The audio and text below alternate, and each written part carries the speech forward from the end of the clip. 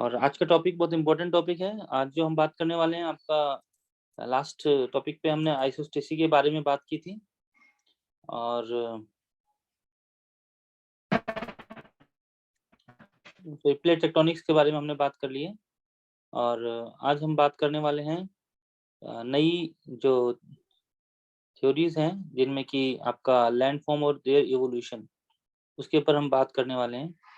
Land forms और evolutions जो हैं उनके ऊपर बात होगी। उसके अंदर आपका जो अलग अलग एजेंट्स हैं जो कि लैंड फॉर्म्स को डेवलप करते हैं, उनके बारे में हम बात करेंगे।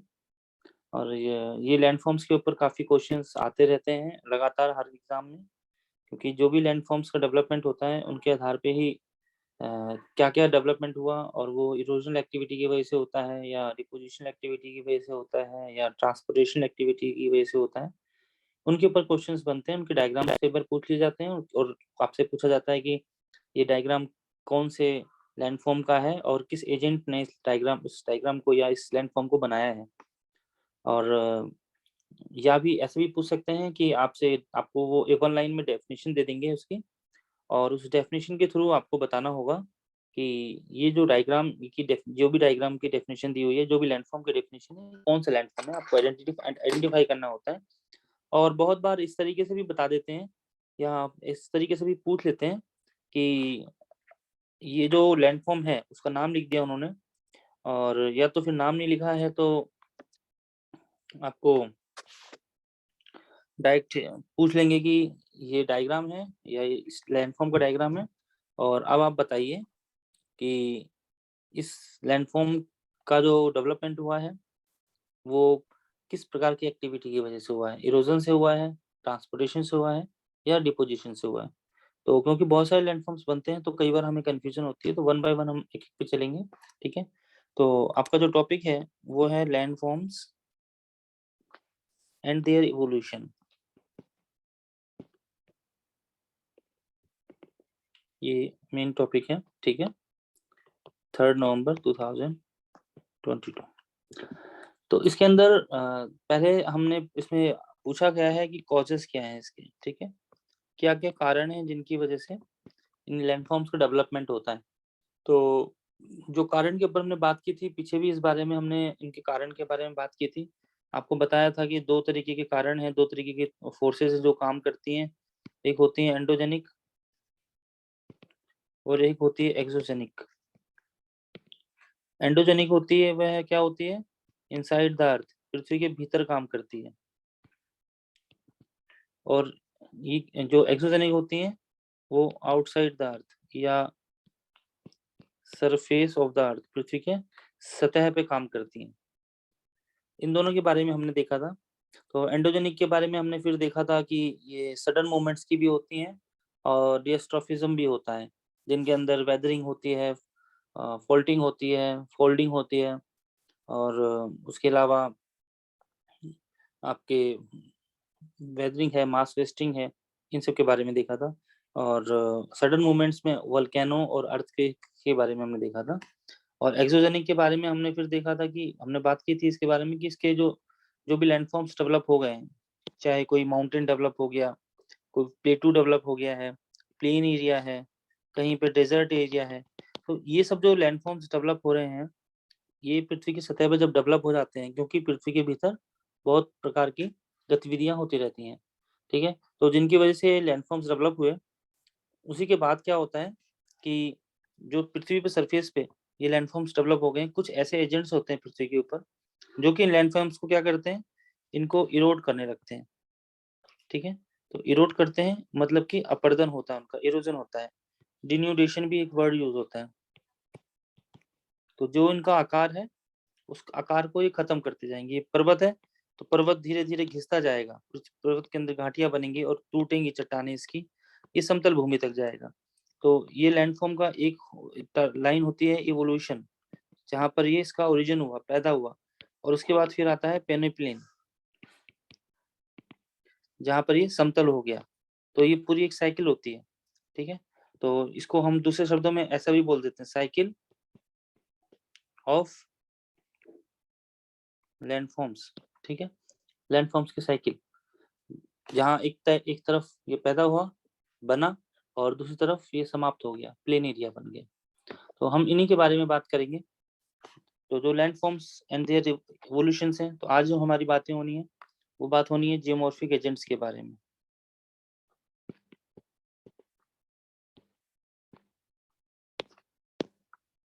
ये जियोमॉर्फिक एजेंट्स और उनके इम्पैक्ट्स क्या हैं और किस तरीके से जियोमॉर्फिक एजेंट्स काम करते हैं, ठीक है। तो मेन जो जियोमॉर्फिक एजेंट्स काम करते हैं दो तरीके के होते हैं। एक होता है इरोजनल। इरोजनल में क्या होगा, ये अपर्दन करेंगे, ठीक है। और दूसरा होता है डिपोजिशनल, जिसमें हम जमाव करते हैं, ठीक है। एक जगह से अपर्दन होगा, किसी चीज को तोड़ेंगे, ब्रेक करेंगे और फिर उसको फिर कहीं और लेके जाएंगे। तो बीच में इसमें इसका एक और काम होता है जिसे बोलते हैं ट्रांसपोर्टेशनल, ठीक है, परिवहन। अपर्दन किया, फिर उस सामान को जो इरोजन हुआ है, थोड़ा चट्टानों का जो टूटना हुआ है, उनको परिवहन होगा, वो अपने साथ बहा के ले जाएंगे और एक दूसरी जगह पे जाके जमाव कर देंगे, इसका डिपोजिशन कर देंगे। तो इरोजनल एक्टिविटी कैसी, उसका इरोजनल एक्टिविटी की कैरेक्टरिस्टिक क्या हुई, कैसा माना जाता है इरोजनल एक्टिविटी को, इसको हम डिस्ट्रक्शनल मानते हैं, ठीक है। ये विनाशकारी है, ये क्या कर रही है, जो अब लैंडफॉर्म डेवलप हुआ उसे खत्म कर रही है, उसको अपर्दन कर रही है, तोड़ रही है। तो इसीलिए ये डिस्ट्रक्शनल इसकी विशेषता होती है, विनाशकारी। दूसरा क्या है, डिपोजिशनल। डिपोजिशनल का मतलब क्या, वो जमाव कर रहा है कहीं पे, तो वहां पर एक कुछ नया एक लैंडफॉर्म बना रहा है, डेवलप कर रहा है। तो इसका कैसा कैरेक्टरिस्टिक होगा, इसका होगा कंस्ट्रक्शनल, ठीक है। ये संरचनात्मक होगा, बनाएगा कुछ, ठीक है। और बीच में परिवहन इनके साथ आ जाता है। तो हम इन जियोमॉर्फिक एजेंट्स के बारे में देखेंगे। कुछ एजेंट्स हैं जियोमॉर्फिक एजेंट्स जिनके बारे में हमें पढ़ना है और इनके बारे में एग्जाम्स में पूछा भी जाता है। तो कौन कौन से जियोमॉर्फिक एजेंट्स आपको देखने को मिलते हैं, जैसे कि हमारी विंड हो गई, ठीक है, हवा, या इसको वायु कह दीजिए, ठीक है। दूसरा होता है रनिंग वाटर, बहता हुआ पानी, ठीक है, इसको हम फ्लूवियल बोलते हैं, ठीक है।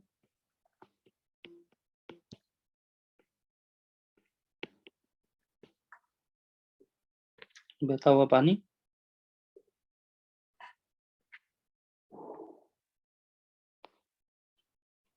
और फिर आता है हमारा ग्राउंड वाटर,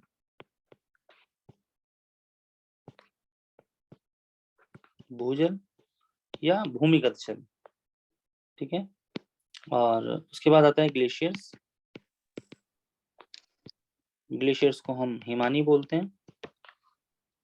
फिर आता है वेव्स एंड करेंट्स,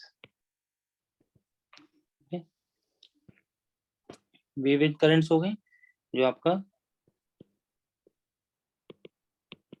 समुद्री वेव्स हो गए, ठीक है।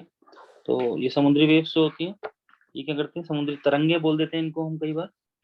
और इनका बहाव होता है, तो इनके बहाव की वजह से भी क्या होगा, कई बारी अलग अलग प्रकार के भूआकृतियों का निर्माण होता है, ठीक है। तो इनके बारे में भी हमें पढ़ना है, ये भी बहुत इंपॉर्टेंट होती हैं। समुद्री, या इनको हम कई बारी तटीय बोल देते हैं, क्योंकि समुद्र किनारे होते हैं तटीय भू आकृति, ठीक है। तो इन सब के बारे में हम बार बार देखेंगे, बात करेंगे कैसे कैसे वो काम करते हैं। और सबसे पहले आज हम चलेंगे, अभी पहला जो रहेगा हमारा वो होगा फ्लूवियल के बारे में, ठीक है। होप आपने लिख लिया होगा, देख लिया। तो पहला हम बात करने जा रहे हैं आज फ्लूवियल की, ठीक है।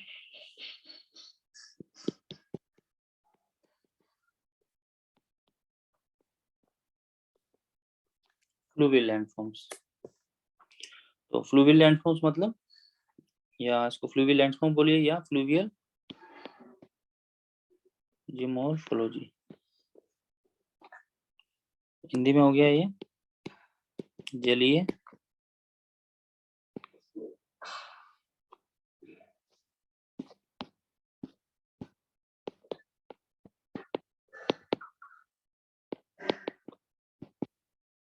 भू आकृतियां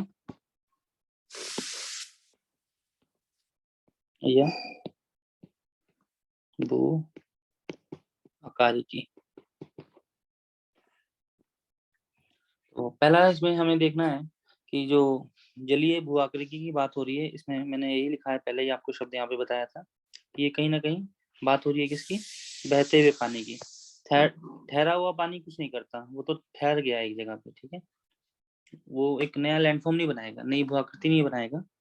लेकिन जो जल बह रहा है, ठीक है, जो वर्षा का जल है या हिमानी के पिघलने की वजह से जो जल आया है, जब वह बहने के बाद क्या होता है, बहने लगता है किसी धरातल के ऊपर, तो वो एक नए आकृति का निर्माण करता है, ठीक है। क्योंकि जो बहने वाला जल है उसको हम कई बार बोल देते हैं बाही जल, बहने वाला जल, इसका एक और नाम इसको हम बोल देते हैं बाही जल।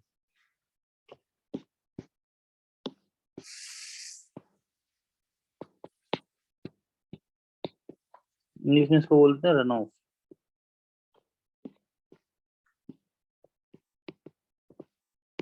रन ऑफ हो गया, ठीक है। तो बहने वाला जल रन ऑफ हो गया। तो जब क्या होता है, जब कोई बाही जल है तो ये एक निश्चित रूप से ऊंचाई से नीचे ढाल वाले, ढाल पर या नीचे वाले जहाँ भी ढलान है इस तरीके से बना हुआ है, सपोज कीजिए अब यहाँ पे कोई ग्लेशियर जमा हुआ था इतनी दूरी पे, ये ग्लेशियर पिघला तो ये ढाल से यहाँ से बहने लगेगा, ठीक है। तो निचले ढाल पर किसकी वजह से नीचे की तरफ बहेगा, गुरुत्वाकर्षण के कारण ये प्रभावित होना शुरू हो जाता है। तो इसको हम क्या बोल देते हैं, जब ये जल ऊपर से नीचे की ढलान की तरफ प्रवाहित होने लगा तो ये क्या कहलाएगा, एक ये सरिता बन जाएगी, ठीक है। तो सरिता क्या होती है, इसको नदी बोलते हैं, एक छोटी नदी बन जाएगी, सरिता बन जाएगी, रिवर बन जाएगी। और फिर ये नदी जो है किसी भी ढाल पर एक निश्चित मार्ग में प्रवाहित होने वाली जल राशि होती है, आगे आगे बढ़ती जाएगी, बहती जाएगी, ठीक है। तो नदी जो है वो ऊंचे ढाल से लेके निचले ढाल की ओर बहती है, और ये जो ढाल होता है ये क्रमशः आप अगर देखें तो उद्गम से मुहाने की ओर धीरे धीरे बढ़ता जाता है, आगे आता जाता है। और ये बात हमेशा याद रखनी है कि जो नदी का ढाल है वह ढाल हर जगह पे एक जैसा तो होता नहीं है, किसी पहाड़ की ढलान ज्यादा होगी, किसी पहाड़ की ढलान कम होती है, तो उनका जो ढाल है वो भिन्न होगा। और जब ये नीचे आ जाती हैं, जमीन पर आ जाती हैं, तो फिर जो है ये अलग प्रकार से धीमी हो जाएगी और अलग प्रकार से कार्य करने लगती है, ठीक है। तो जो ये नदियां काम करती हैं ये 3 प्रकार से काम करती हैं, जैसे पीछे हमने देखा था, ठीक है। तो इसको हम बोल देते हैं 3 फेज वर्क। 3 फेज वर्क, नदी जो काम करती है, रिवर काम करेगी 3 फेज वर्क में काम करती है। पहला क्या करती है, पहला करती है इरोजन, ठीक है, अपरदन करती है। फिर दूसरा क्या करती है, ट्रांसपोर्टेशन,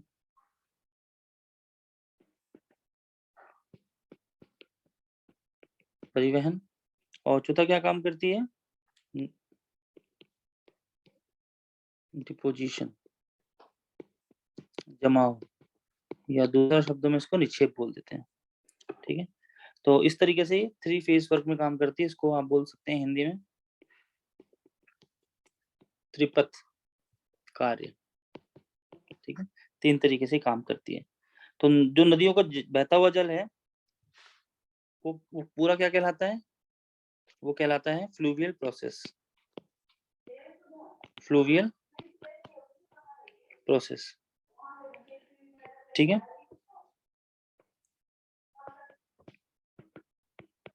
जलीय प्रक्रम, तो ये काम होता है, ये नदियों का होता है, ठीक है।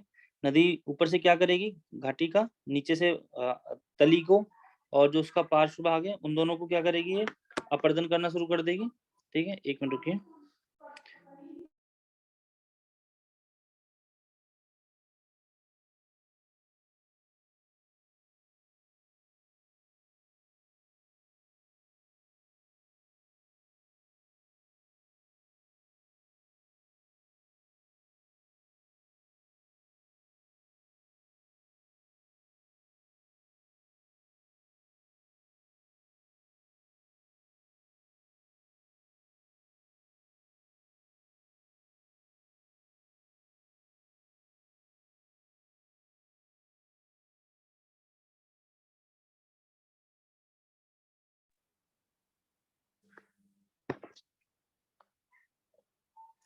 तो ये फ्लूवियल प्रोसेस जो है इस तरीके से काम करता है, जलीय प्रक्रम कहलाता है। इसको एक हम साइकिल के रूप में भी देख सकते हैं। एक जगह से स्टार्ट हुआ, फिर धीरे धीरे ये चेंज हो गया, खत्म हो गया। ठीक है, तो ये तीन इसके जो जलीय प्रक्रम है, 3 फेज वर्क है, इनके रूप में काम करेगा ये। और अब हम देखेंगे कि इसके जो इरोजनल लैंडफॉर्म्स हैं वो कैसे कैसे काम करते हैं। ठीक है, फ्लूवियल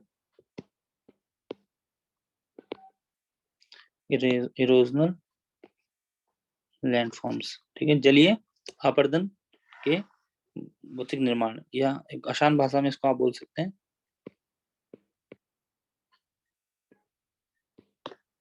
नदी का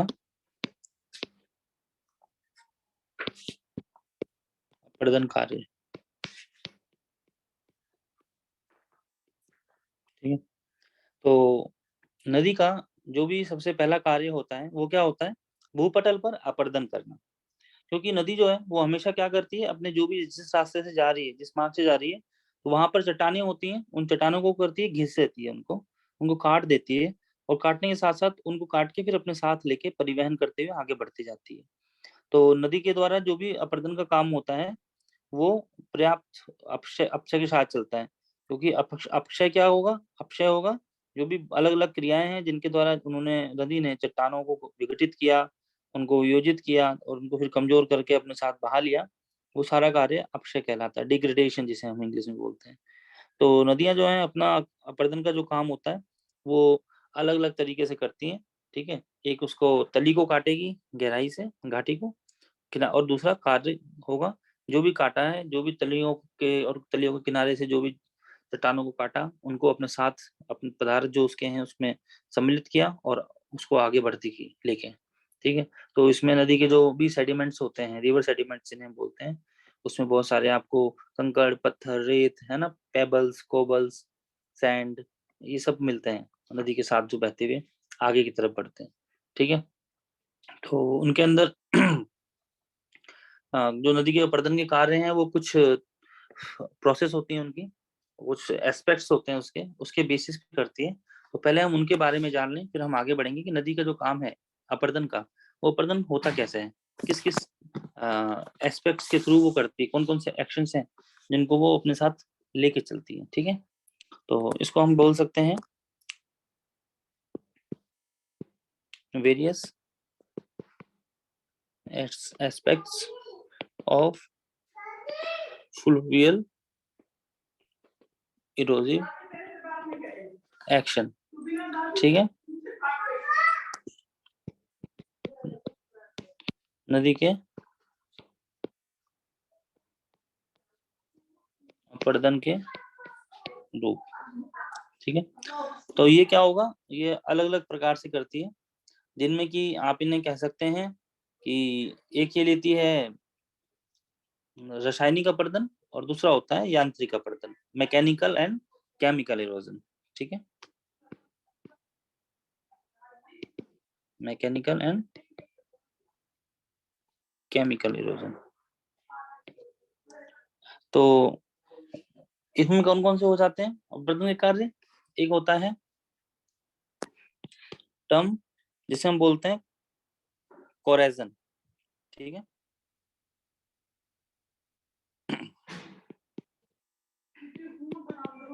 कोरेजन, या इसको हम एब्रेजन भी बोलते हैं, कोरेजन और अब्रेजन। हिंदी में इसको कह देते हैं अपघर्षण।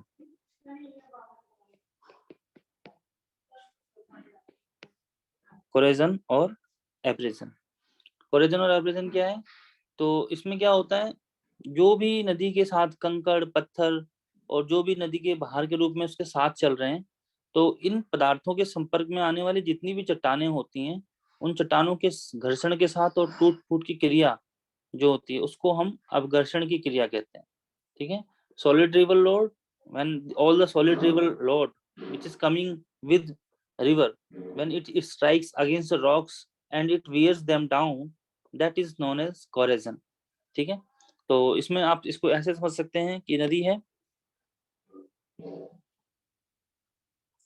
इसने जहां से ओरिजिन हुआ वहां से अपने साथ चट्टानों को तोड़ा, अब यहाँ पर बहुत सारे चट्टानों के टुकड़े हैं, इसके साथ पत्थर हैं और कंकड़ हैं, रेत हैं, ये आगे बहते हुए चलते आ रहे हैं, ठीक है, इसके साथ। तो ये क्या कर रहे हैं, जो इसकी तलहटी है उसको भी काट रहे हैं, और जो इसके साइड के जो चट्टाने हैं उनको भी काट रही है, ठीक है। तो इस जो ये क्रिया है, इस क्रिया को क्या बोलेंगे, अपघर्षण। इसका मतलब है कोरेजन और एब्रेशन, ठीक है। क्योंकि इनके अंदर जो भी कंकड़ पत्थर के टुकड़े हैं वो बहुत जरूरी होते हैं, बहुत इंपॉर्टेंट होते हैं। इनको कंकड़ पत्थरों को हम कोबल्स, पेबल्स, बोल्डर्स, है ना, इन्हें ये नाम देते हैं। और जो ये कोबल्स, पेबल्स, बोल्डर्स हैं, कंकड़ पत्थर और गुलास में हैं, वो क्या करते हैं, उनको हम बोलते हैं ड्रिलिंग टूल्स। क्योंकि वो क्या कर रहे हैं, छेदन यंत्र की तरह कार्य कर रहे हैं, तोड़ रहे हैं उसको, चट्टानों को। तो ये बहुत ही इंपॉर्टेंट होते हैं, और इस तरीके से नदी आगे बढ़ती जाती है और चट्टानों को तोड़ती जाती है, और इस प्रकार से अपरदन होता जाता है। दूसरा इसमें टर्म आता है जिसे हम बोलते हैं हाइड्रेशन, ठीक है। हाइड्रेशन, ये इसको हम हाइड्रोलिक एक्शन भी बोलते हैं। तो हाइड्रेशन और हाइड्रोलिक एक्शन क्या हो गया, इसको आप बोल सकते हैं हिंदी में जल गति क्रिया। तो जल गति क्रिया का मतलब क्या हो गया, तो इस क्रिया के अंदर अपरदन में केवल जल का ही सहयोग होता है। इसमें हम कंकड़ पत्थर के साथ जो अपरदन हो रहा है उसकी बात नहीं कर रहे हैं, केवल जल के ही वजह से। जब इसमें बिना कंकड़ के, बिना पत्थर के सहायता के, और बिना किसी रासायनिक क्रिया के, जब जल मैकेनिकल रूप से, यांत्रिक रूप से जो भी नदी के मार्ग में पड़ने वाली चट्टाने हैं उनके कणों को धक्का मार के आगे की तरफ तेजी से प्रहार करके ढीला बना देती है, कमजोर कर देती है, और उन चट्टानों को अपने साथ से अलग कर देती है। तो इसको हम बोलते हैं हाइड्रेशन, इसको बोलते हैं जल गति क्रिया। तो इस क्रिया में क्या इंपॉर्टेंट है, इसके अंदर जो जल की गति है वो बहुत महत्वपूर्ण होती है, ठीक है। जल की गति, क्यों जल की गति महत्वपूर्ण है, क्योंकि जितनी तेजी से पानी आएगा और चट्टानों से टकराएगा, उतनी तेजी से वो चट्टानों को तोड़ सकता है, चट्टानों के जो जोड़ हैं उनके जोड़ों को ढीला कर सकता है और आगे बढ़ सकता है। तो इसीलिए ये हाइड्रेशन जो होता है ये बहुत ही महत्वपूर्ण होता है, ठीक है। तो आपने कई बार देखा होगा जो अपरदन के अलग अलग प्रकार हैं उनमें हाइड्रेशन क्रिया के कारण क्या होगा, तो चट्टानों के कण हैं जिनमें चट्टानों जिसमें कि वो टकरा रही है, पानी, नदी का पानी टकराता है चट्टानों से, तो उनकी वजह से क्या हो जाता है, ढाल जो है वो तीव्र होगा, और गुरुत्व के कारण भी भूस्खलन हो सकता है, स्लम्पिंग हो जाती है जिसे अवपात बोलते हैं, है ना, सोइल और लैंड क्रीप होता है, भूमि सर्पण बोलते हैं उसको। और ये सब धीरे धीरे भी घाटी के कगार से सरक कर नीचे आते रहते हैं। तो इस प्रकार से क्या होता रहता है, अपक्षय होता रहता है, और उसका द्रव्यमान स्थानांतरण होता रहता है, जिसे हम मास ट्रांसलोकेशन बोलते हैं। तो ये सब भी जो है हमारे अपरदन में सहयोगी होते हैं, ठीक है। तो एक वर्ष में जल की गति इसको बोल सकते हो, या फोर्स ऑफ रनिंग वाटर, ठीक है, हिंदी इंग्लिश में आप बोल देंगे फोर्स ऑफ रनिंग वाटर, ये इंपॉर्टेंट है। फिर तीसरा इसके अंदर आता है एट्रिशन। एट्रिशन का मतलब क्या हो गया, एट्रिशन का मतलब है सन्निघर्षण।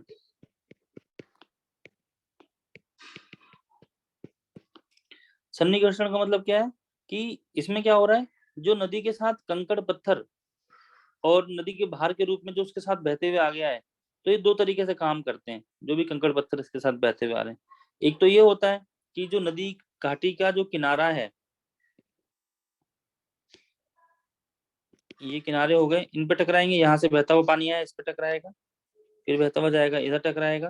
तो ये दोनों जो इसके पार्ट हैं, इनकी जो घाटियां हैं, उनके किनारों को, और इसकी जो तलहटी है बीच में नीचे की तरफ जो तलहटी है, इसको दोनों पे वो पत्थर कंकड़ टकराते रहेंगे और इनको तोड़ते रहेंगे, ठीक है। इनका तली का भी घर्षण करते रहेंगे, ठीक है। लेकिन उसके साथ साथ क्या होता है कि ये टुकड़े आपस में भी तो टकराते हैं, और आपस में टकराकर, आपस में टक्कर खाकर, आपस में भी ये टूटते रहते हैं, छोटे होते रहते हैं टूट टूट के, ठीक है। तो इस आप जो टुकड़े हैं, इनके कंकड़ के, पत्थरों के, गुलास्म के, इन टुकड़ों टुकड़ों के आपस में रगड़ और घर्षण द्वारा टूटने की क्रिया को सन्निघर्षण कहते हैं। अगर इसका आप डेफिनेशन लिखेंगे तो आप इसी तरीके से लिखेंगे कि attrition is river load particles striking, colliding against each other and breaking down in the process is known as attrition. ठीक है, तो एट्रिशन की ये परिभाषा याद रहेगी आपको। यहाँ लीजिए बड़े बड़े पत्थर कंकड़ हैं और ये सब आपस में टकरा रहे हैं। ठीक है,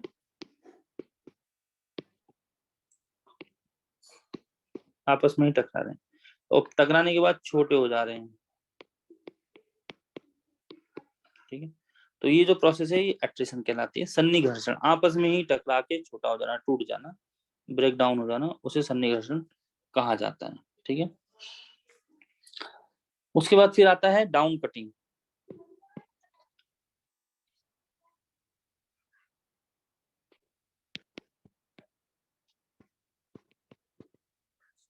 तो डाउन कटिंग के अंदर क्या हो रहा है कि ये डाउन कटिंग में नीचे की तरफ जो है आधार तल जो है उसका, उसको जब तोड़ता है, ठीक है, तो डाउन कटिंग कहलाती है।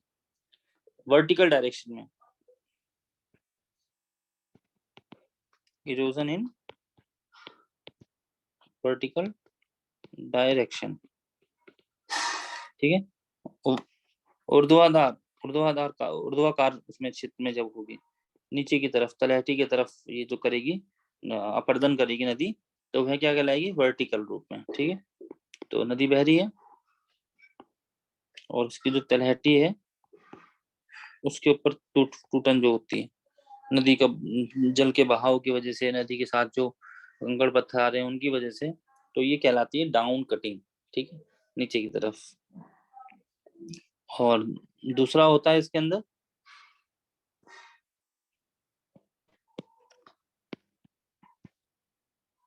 Lateral erosion. लेटरल का मतलब क्या हो गया, इसको बोल देते हैं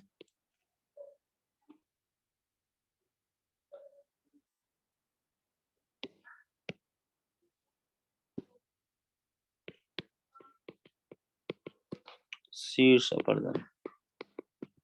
इसको लिख लो लंबवत अपर्दन। तो लेटरल इरोजन का मतलब हो गया कि नदी अपने शीर्ष की ओर से कटाव करते हुए अपना विस्तार बनाती है। तो ये जो क्रिया होती है थोड़ी मंद होती है, और इस क्रिया के द्वारा क्या हो रहा होता है, जल विभाजक, जो भी जल विभाजक हैं, जो भी पर्वत हैं बीच में कुछ भी आ रहे हैं, उनको वो काटे जाते हैं और नदी की अपर्दन की क्रिया और ज्यादा एक्टिव हो जाती है, सक्रिय हो जाती है। ठीक है, और आगे बढ़ती जाती है नदी। इस तरीके से लेटरल जो भी इसके दोनों के किनारे हैं उनको काटती है। तो इसमें क्या होता है, हॉरिजॉन्टल डायरेक्शन में इरोजन होता है। नदी जब बह रही है तो उसकी जो साइड की पार्ट्स हैं ये इस दिशा में काटेगी इनको, और जबकि जब वर्टिकल होता है तो ये इस नीचे की तरफ तलहटी की तरफ कटाव होता है। ठीक है, इस तरीके से ये यहाँ पर दोनों साइड जो है इसकी, दोनों साइड को काट रही है और वहां पर बीच में काट रही है। तो ये आपका डाउन कटिंग हो गया और लेटरल इरोजन हो गया। तो उसकी जगह, इसकी वजह से नदी की जो चौड़ाई है वो बढ़ती है और इसकी वजह से गहराई बढ़ती है। ठीक है, ये गहराई के लिए है और ये चौड़ाई के लिए है। ओके, तो ये एक चीज आपको इसमें ध्यान रखनी है। उसके बाद आता है कोरोजन।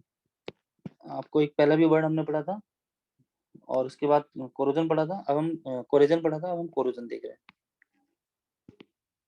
कोरोजन, ठीक है, कोरोजन इसका एक नाम और होता है सोल्यूशन। इसको बोल देते हैं हम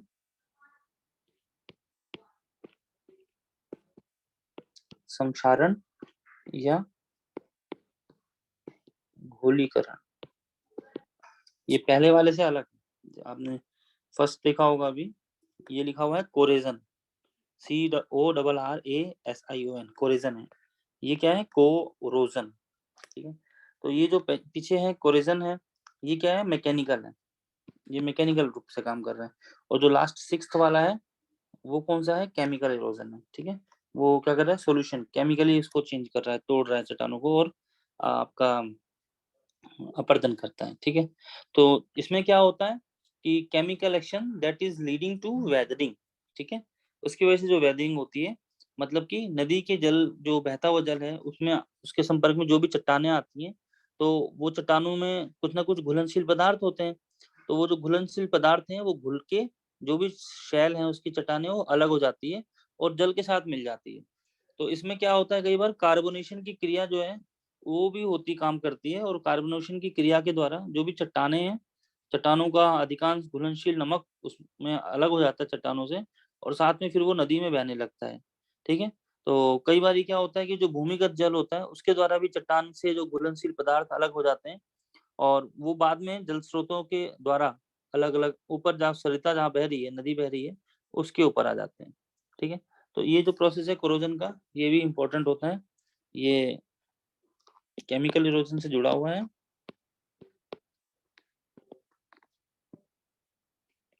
ठीक है, और ये क्या कर रहा है, चट्टानों को घोल रहा है, ठीक है ना, पानी से शैल पदार्थ मिल जाते हैं।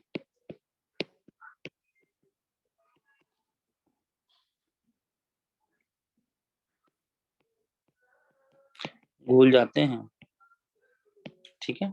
तो ये कहलाता है इसका कोरोजन और सोल्यूशन। तो ये जो 6 तरीके हैं, इन्हीं के द्वारा नदी का अपरदन का काम होता है, इन्हें आपको याद रखना है। Corrosion, hydration, attrition, down cutting, lateral erosion and corrosion, इसके द्वारा नदी अपरदन करती है। और जो अपरदन करती है नदी, वो आगे बढ़ती जाती है। तो जो आगे बढ़ती जाती है, जहां से इसका ओरिजिन हुआ, सपोज कीजिए ये एक पहाड़िया है और यहाँ से इसका ओरिजिन है, ठीक है। इसको हम क्या बोल देते हैं, ओरिजिन पॉइंट या उद्गम स्थल। जैसे कि गंगा नदी है, तो गंगा नदी को हम क्या बोलते हैं, गंगोत्री ग्लेशियर से निकली है, ठीक है। गंगोत्री ग्लेशियर में एक पॉइंट है गौमुख, गौमुख से गंगा नदी बहती है, तो वो ओरिजिन पॉइंट हो गया। और वहां से बहती हुई फिर वह आगे आती है, और ढाल के साथ साथ पहाड़ों से बाहर निकल के नीचे की तरफ बहने लगती है। तो जब ये आगे बहने लगी, तो ये सारे 6 जो आपको पॉइंट्स बताए हैं, इन 6 पॉइंट्स के द्वारा अपने रास्ता बनाती है, ठीक है। और शुरू में तो आगे सामने रास्ता होता नहीं है, तो सामने रास्ता नहीं है तो क्या करेगी, तो सामने वाली चट्टानें उनको तोड़ेगी। आगे बढ़ना है इसको, तो चट्टानों को तोड़ते हुए आगे बढ़ेगी, ठीक है। तो आगे का जो फ्रंट अपरदन हो रहा है, उसका सामने की तरफ अपरदन हो रहा है, उसको हम क्या बोलते हैं, उसको बोलते हैं माउथ वर्ड इरोजन, ठीक है। हिंदी में बोल सकते हैं आप उसको मुखवर्ती,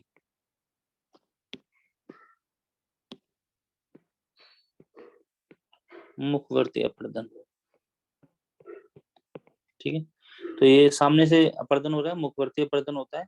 और ये मुखवर्ती अपर्दन ये रुकता नहीं है, ये हमेशा चलता रहेगा जब तक नदी जो है जहां से निकली उद्गम स्थल से, वहां से निकलने के बाद जब तक ये किसी झील या किसी सागर में मिल नहीं जाती, तब तक अपर्दन ये चलता रहता है। और इस अवस्था में भी जो डेल्टा में निर्माण होने पर नदियां अपनी शाखाओं द्वारा जब वो कट कर कई अलग अलग भागों में विभक्त हो जाती हैं, तो उस टाइम पे भी ये जो आपका मुखवर्ती अपरदन है, माउथवर्ड इरोजन है, that keeps on going on, okay. so this is very much important part of a river, because river is flowing forward only just because of mouthward erosion. इसके बाद हम बात करेंगे अब, जो नदी है जो वो आगे बढ़ती है, तो नदी बढ़ती है और आगे का कार्य करती है, तो उसमें कई प्रकार की अलग अलग घाटियों का और स्थल रूपों का निर्माण करती है, ठीक है। तो अब हम देखेंगे रिवर वैली फॉर्मेशन, ठीक है, या इसको ऐसे ही बोल सकते हैं लैंडफॉर्म्स डेवलप्ड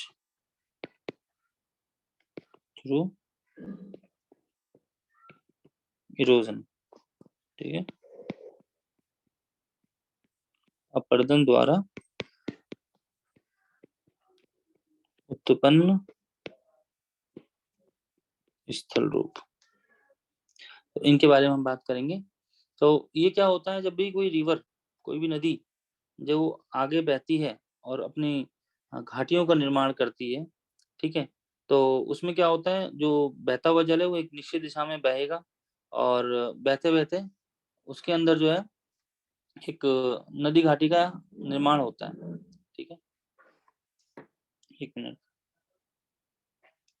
अभी क्लास में हूँ मैं, बाद में करता हूँ।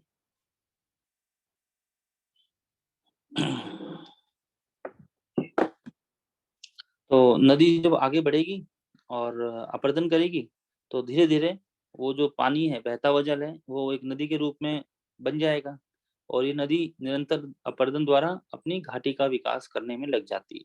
ठीक है, तो जो घाटी का विकास है वह 3 रूप में होता है। तो पहला तो क्या होता है कि नदी घाटी आपको निम्न कटाव द्वारा गहरा करती है, जिसमें कि आपका डाउन कटिंग होता है। ठीक है, तो इस स्थिति में नदी का क्या होगा, ये कहलाएगी इसकी तरुणावस्था, यूथ स्टेज। ठीक है, नई है और तरुण है एक तरीके से। नदी के बहाव को हमने कहीं ना कहीं मनुष्य के जीवन के साथ इसको हमने जोड़ दिया है कि जब ये नदी बहना शुरू करती है तब ये तरुण अवस्था में होती है, जिसे हम यूथ स्टेज बोलते हैं। फिर उसके बाद ये मैच्योर स्टेज में आती है और उसके बाद फिर ये ओल्ड स्टेज में आ जाती है। तो इस प्रकार से नदी अलग-अलग प्रकार की घाटियों का निर्माण करती है। तो इनमें हम एक-एक करके आगे देखेंगे। तो वो सबसे पहले क्या होता है, जब नदी आगे बही और कटाव करना शुरू किया, तो सबसे पहले वो क्या करेगी नदी, first river will cut it's base level. ठीक है, अपनी तली को काटेगी। ठीक है, तली को काटेगी, सबसे पहला ही काम होगा, और तली को काट के उसको गहरा करेगी। तो जब तली कटती है और जब गहरे हो लगती है, तो गहराई जो है वो धीरे-धीरे बढ़ती जाती है। तो इस तरीके से आप इसे देख सकते हैं कि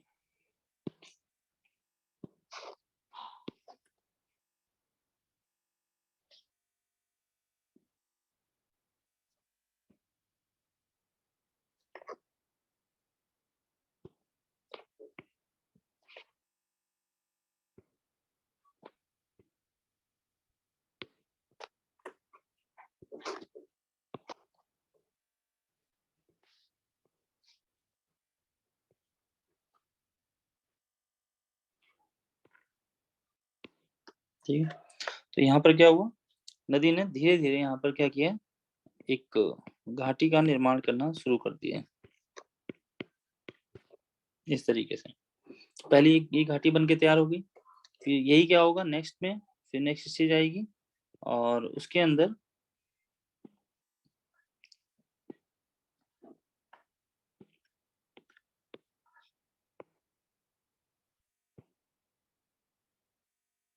ये जो घाटी की जो चौड़ाई थी, लेटरल इरोजन यहाँ पर होने लगता है नेक्स्ट स्टेज में।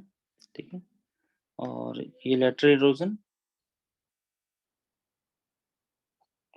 इस तरीके से घाटी की जो चौड़ाई है वह बढ़ जाएगी।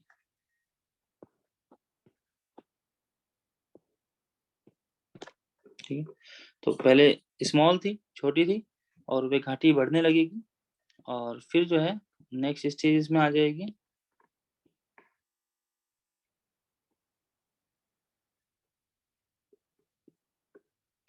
और ये चौड़ाई जो है धीरे-धीरे बढ़ जाती है।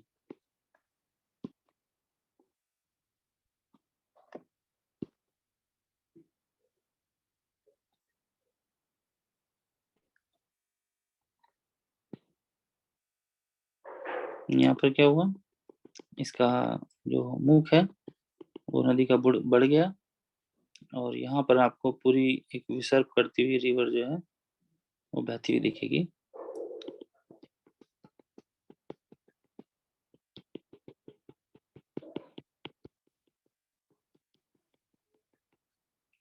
घाटी का पूरा निर्माण हो गया। ठीक है, तो इस प्रकार से यहाँ पर एक पतली नदी आपको देखने को मिलेगी और यहाँ तो बहुत गहराई है। तो इस तरीके से नदी का जो मुहाना है वो चौड़ा होता जाता है। तो पहला जो शुरुआत में सर्वप्रथम क्या होगा, ये जो घाटी बनेगी, ये इसका जो आकार हो जाएगा, इसको हम कई बार ये बोल देते हैं थोड़ा सा वी शेप में बनाए, ठीक है, वी शेप्ड वैली फर्स्ट ये बनाती है, ठीक है। तो वी शेप्ड वैलीज क्या हो गई, इसको क्योंकि इंग्लिश में जो वी टर्म होता है उसकी शेप लगभग ऐसी ही होती है, तो ये थोड़ा सा वी शेप बनाती है, ठीक है। इसको नीचे जो मैंने आकार बनाया, इसको अगर मैं थोड़ा सा सही शेप में ले लूं तो ये आपको लगेगा वी आकार, ठीक है, थोड़ा वी शेप में बन जाती है इस तरीके से। तो इसका जो वी शेप होती है, क्योंकि इस टाइम पे बनती है जब नदी और नीचे तलहटी का इसका कटाव होता है, तो जो दीवालों की ढाल है वो तीव्र होती है, ठीक है। और नदी की जो घाटी है वो क्या होती है, अत्यंत संकरी होती है, तंग होती है, ठीक है। तो इसको हम बोल देते हैं कि जो रिवर का डिस्चार्ज है अपर कोर्स के अंदर उसके, इसमें इस टाइम पे एनर्जी होती है, वर्टिकल इरोजन होता है, वर्टिकल डाउन कटिंग होगी, और इसमें नैरो होगी, ठीक है। तो इसकी जो घाटी होती है यंग स्टेज में, वैली इज डीप, नैरो,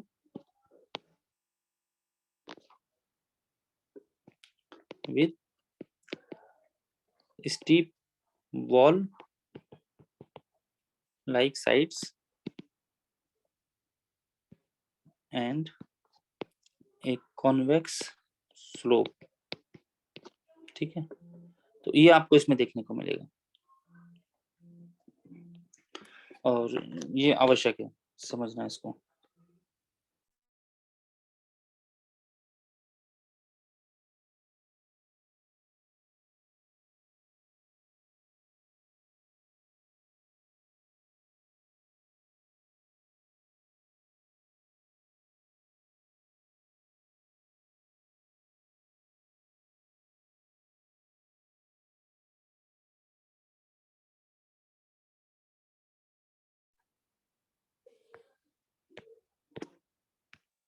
तो ये इसने क्या किया, यहाँ पर कॉन्वेक्स स्लोप में नदी घाटी का निर्माण कर दिया, ठीक है।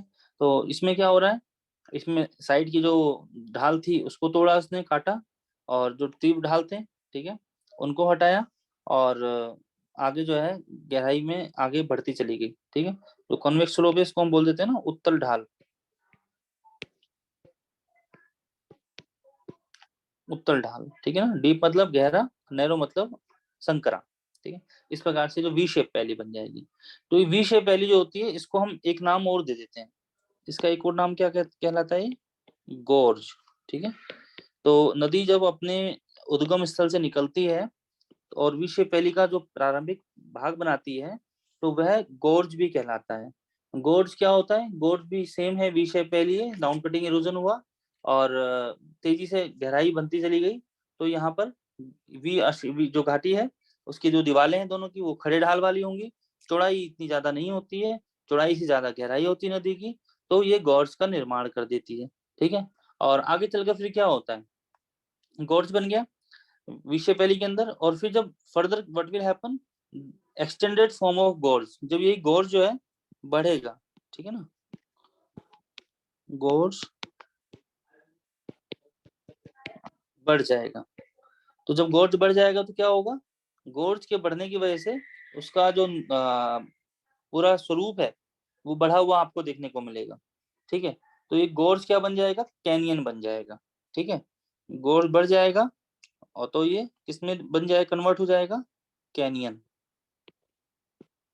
तो कैनियन भी गोर्ज के स्वरूप का ही होता है, विषय पहली का एक पार्ट होता है, लेकिन बस ये गोर्ज का एक बढ़ा हुआ भाग कहलाता है।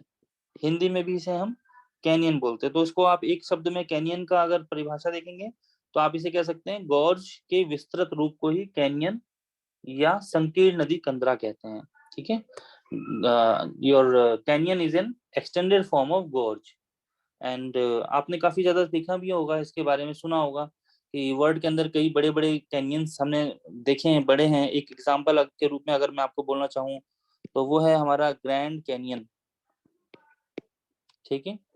ग्रैंड कैनियन कहाँ पर है, it is found in USA.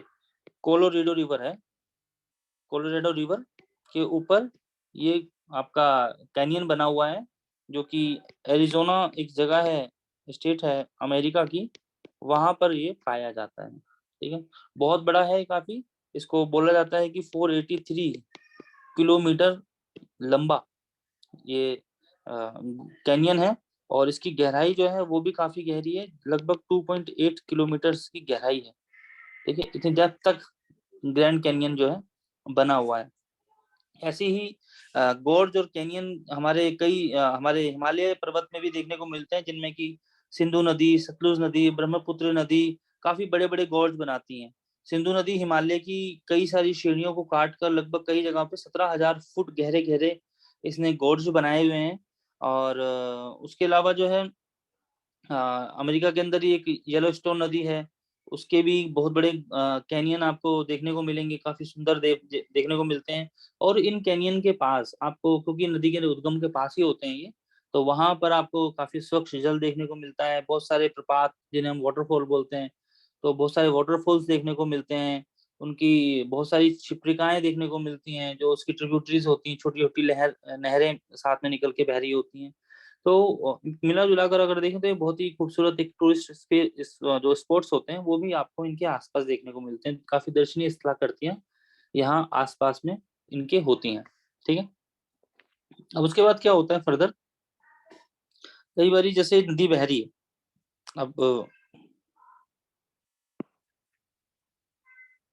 अब इस नदी ने जो है बहते बहते क्या किया है, डाउन कटिंग की, अपनी तलहटी को काटा, गहरा बना दिया, और साइड में लेटरल इरोजन जब इसने किया, पार्श्व जो अपर्दन हुआ, तो उसके साइड के किनारे भी बढ़ गए, चौड़े हो गए। और फिर धीरे धीरे इसमें क्या हो रहा है कि एक दूसरी नदी एक दूसरी जगह से, एक नए नए छोटा पानी का नदी वो बहती बहती आई, और वो भी आके इसमें ढाल के साथ साथ इसमें मिल गई। तो ये नदी जो कहलाती है, ये क्या कहलाती है, ट्रिब्यूटरी कहलाती है। ट्रिब्यूटरी को दूसरा नाम क्या दिया जाता है, सहायक नदी। ठीक है, अब क्योंकि ये जो सहायक नदी है, ट्रिब्यूटरी है, ये इस नदी के काफी समय बाद ये निकली, तो ये जो अभी अभी आरंभिक अवस्था में होगी, और इसका जो अपर्दन होगा वो इस पहली नदी के मुकाबले कम होगा। तो जब पहली नदी के मुकाबले कम होगा तो क्या होगा कि ये जो नदी है इसकी गहराई तो ज्यादा हो गई, और इस नदी की गहराई, दूसरी जो नदी है इसकी गहराई कम है। तो जब ये नदी आके इसमें मिलती है, तो यहाँ पर जब पहुंची तो यहाँ पर गहराई इसको ज्यादा दिखी, तो पानी इसका तेजी से बह के नीचे गिरने लगता है। ठीक है, तो काफी तेजी से नीचे बहेगा और नीचे गिरेगा पानी, तो वो क्या कहलाएगा, वो ऐसा लगेगा जैसे झरना बन गया हो। ठीक है, जिसे हम हिंदी में बोल देते हैं जल प्रपात। ठीक है, उसको हम इंग्लिश में वाटरफॉल बोल देते हैं, और जल प्रपात, और उसके साथ साथ कुछ क्षिप्रिकाएं भी बनती है, क्षिप्रिका जिसे इंग्लिश में बोल देते हैं रैपिड्स। ठीक है, तो ये काफी ऊंची स्थान से, कहीं से भी जब नदियां किसी क्लिफ से काफी तेजी से नीचे की ओर गिरती हैं, तो उसे ही हम जलप्रपात बोल देते हैं। ठीक है ना, और ये कब आती है, ये कई बार, तो ये तो हो गया एक स्टेज, एक आपको मैंने उदाहरण दे दिया कि यहाँ पर बनी। और इसका दूसरा उदाहरण होता है, कई बार क्या होता है कि जब नदी बह रही है, यहाँ से बहती हुई आई, और यहाँ की जो चट्टान थी इसको ये पूरा काट नहीं पाई आगे। ठीक है, तो क्योंकि इसके नदी के मार्ग में आपको कठोर और मुलायम चट्टानों की परतें देखने को मिलती रहेंगी, जो कि क्षैतिज और लंबवत अवस्था में रहती हैं। तो जो नदी का जल होता है वो मुलायम चट्टान को तो काट देता है, लेकिन जो कठोर चट्टान है उनका प्रतिरोध वहां पे पैदा होता है, और उन चट्टानों को नदी का जल नहीं काट पाता। तो उसकी वजह से क्या होता है, जल ऊपरी भाग से नीचे की ओर गिरने लगता है। यह चट्टानों को नहीं काट पाया, इसके ऊपर नदी आया, और ये नदी यहाँ पर तेजी से गिरने लगी बह के, इसकी धार। तो इस तरीके से भी क्या होता है, नदी का और जलप्रपात का या छिप्रिका छिप्रिका का या रैपिड्स का निर्माण हो जाता है। ठीक है, तो नदी के जिस भी भाग में जल धारा का प्रभाव सबसे ज्यादा तेज होगा, ठीक है, तो उसको हम क्या बोल देंगे, छिप्रिका बोल देंगे, तेजी से गिर रहा है। ठीक है, तो जो प्रपात होता है वो ऊंचाई में अधिक होता है, और ढाल इसका खड़ा होता है ना, हाइट एकदम स्ट्रेट रहेगी, और एक कोई ना कोई क्लिफ होगी, क्लिफ के आगे के भाग से फिर गिरने लगता है। जबकि जो क्षिप्रिका होती है उसकी ऊंचाई प्रपात के मुकाबले में, वाटरफॉल के मुकाबले में, रैपिड्स की जो हाइट है वो कम होती है, और जो स्लोप है वो भी बहुत ज़्यादा स्टीप नहीं होता, ढाल भी जो है सामान्य आपको दिखने में रहेगा। तो हम कह सकते हैं कि जो क्षिप्रिका है, क्षिप्रिका को आप रैपिड्स को आप कह सकते हैं कि ये प्रपात का एक छोटा-सा सामान्य रूप ही है। So rapids and waterfalls are not that much different, rather they are just a part of each others, है ना? Smaller is a rapid, the larger one is a waterfall. Same as you can see the canyon and canyon and gorge. Gorge is a smaller landform and canyon is a bigger landform. तो इस प्रकार से waterfall का यहाँ पर निर्माण करते हैं, ठीक है? तो वाटरफॉल के अंदर क्या होता है कि ये भी फिर वाटरफॉल जो बनते हैं, तो काफ़ी अलग-अलग प्रकार के वाटरफॉल हमें देखने को मिलते हैं। जिसमें अभी एक अगर अच्छा एक उदाहरण आप भारत से लें कि हमारे भारत के अंदर जो एक काफ़ी बड़ा, सबसे बड़ा ही बल्कि बोला जाता है उसको, कि सबसे बड़ा कौन-सा वाटरफॉल है देखने को मिलता है, तो वो है जोग वाटरफॉल, ठीक है? इसको एक और नाम दिया गया है गेरसोप्पा।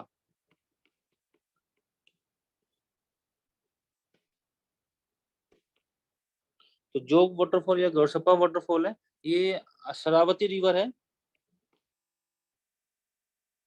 शरावती रिवर, जो कि ये कावेरी नदी की एक सहायक नदी है, tributary of Kaveri, Kaveri tributary है ये।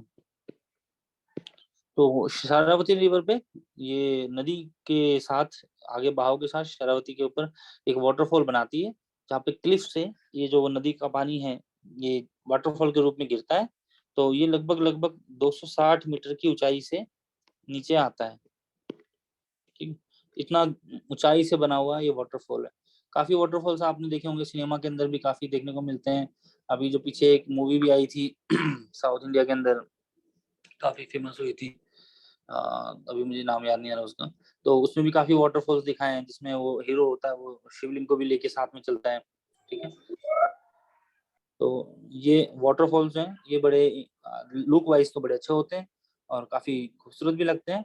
तो इन वाटरफॉल के फिर हम कई टाइप्स भी देख लेते हैं, क्योंकि जब ये वाटर ऊपर से गिरा, तो नीचे गिरेगा, तो नीचे गिरने के बाद जो ज़मीन होगी, वहाँ पर भी क्या करेगा, उनको भी तोड़ेगा, उनको भी जो है निर्माण करेगा अलग-अलग प्रकार के, ठीक है? तो कुछ नाम हैं जैसे सोपानी प्रपात होता है, छत्रशैल प्रपात होता है, अवरोध प्रपात होता है, पठारी प्रपात होता है। ये बस अलग-अलग छोटे-छोटे नाम हैं, किसके? प्रपातों के, वाटरफॉल्स के। और इनके द्वारा फिर नीचे जब ये गिरता है, तो पानी से चट्टान से गिरा, अब यहाँ से बहता हुआ नीचे गिरा, तो यहाँ पे जो चट्टान होगी, तो उसको क्या करेगा, इस पे पानी गिरने के बाद तोड़ता जाएगा। बहुत सामान्य क्रिया के रूप में अगर आपको उदाहरण दूँ, तो जैसे कभी किसी ने नलका देखा हो, पहले हैंडपंप पहले यूज़ होते थे, सरकारी नलके यूज़ होते थे। आजकल तो देखने को नहीं मिलते हैं, खासकर जो लोग मल्टी स्टोरेज में रह रहे हैं, उनके पास तो हैंडपंप का कोई दर्श नहीं है। यदि आप अपने गाँव में आपने देखा हो, तो जहाँ लगातार पानी गिरता रहता है नीचे, सब नीचे उसको पानी को यूज़ करते हैं, वहाँ थोड़ा-सा गड्ढा-सा हो जाता है, ठीक है? तो वो गड्ढा-सा हो जाएगा, वो सोचो कि नलके का जो पानी हैंडपंप का है, छोटा-सा पानी है, उससे एक गड्ढा हो जा रहा है। और अगर वो प्रपात के रूप में नीचे चट्टान पे गिरेगा, तो वो कितना तेज़ होगा और कितना तेज़ी से उस चट्टानों को काटेगा, तोड़ेगा, तो वो क्या कहलाएगा? वो आपका प्लंज पूल नीचे बना देता है, ठीक है? एक तरीके का छोटा पूल बन जाता है, जिसको हम पूल को हम क्या बोल देते हैं? प्लंज पूल, ठीक है? तो ये बन जाता है हमारा, इसको अगर दूसरे तरीके से मैं बनाऊँ, तो लगभग-लगभग ऐसी चट्टान कट के बन जाएगा। पानी इसमें गिरता रहता है, ये कहलाता है प्लंज पूल, ठीक? क्योंकि चट्टानों का अच्छा यहाँ पर एक अगर मैं डायग्राम के साथ इसको बना दूँ, तो लगभग ऐसा समझ लो कि ये एक चट्टान है,